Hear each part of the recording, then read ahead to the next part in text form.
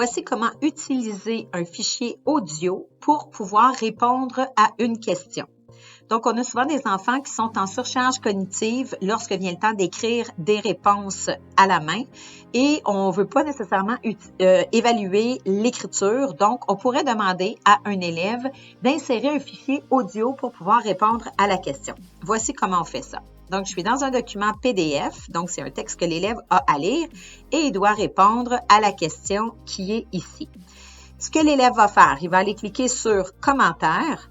Ensuite, il va cliquer sur le pictogramme qui est ici, le trombone avec un plus, et il va cliquer sur « Enregistrer l'audio ». À ce moment-là, j'ai un petit pictogramme qui va apparaître. Je vais aller dans mon fichier à l'endroit où je veux le déposer et je vais cliquer pour le déposer. Cette fenêtre-là, ici, va s'ouvrir et c'est ici que je vais enregistrer ma réponse. Donc, on me demande que veut dire l'expression « prunelle de ses yeux ».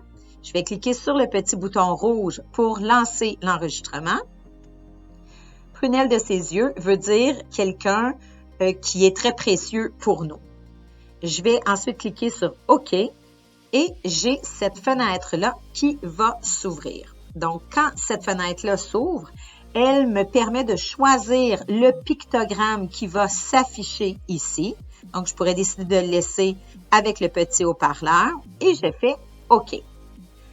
À ce moment-là, mon fichier audio vient d'apparaître ici. Pour l'entendre, ce que je ferais, c'est je double-clique dessus et je serai capable d'aller écouter la réponse de mon élève à cette question-là.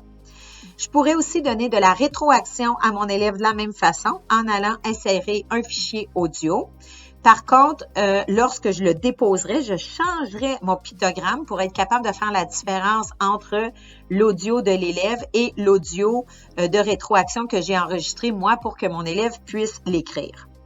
Quand c'est fait, on doit juste aller enregistrer dans le fichier « Enregistrer » pour que l'audio puisse s'enregistrer ou tout simplement fermer le fichier et à ce moment-là, on va me demander si je désire enregistrer les modifications et je répondrai « Oui ».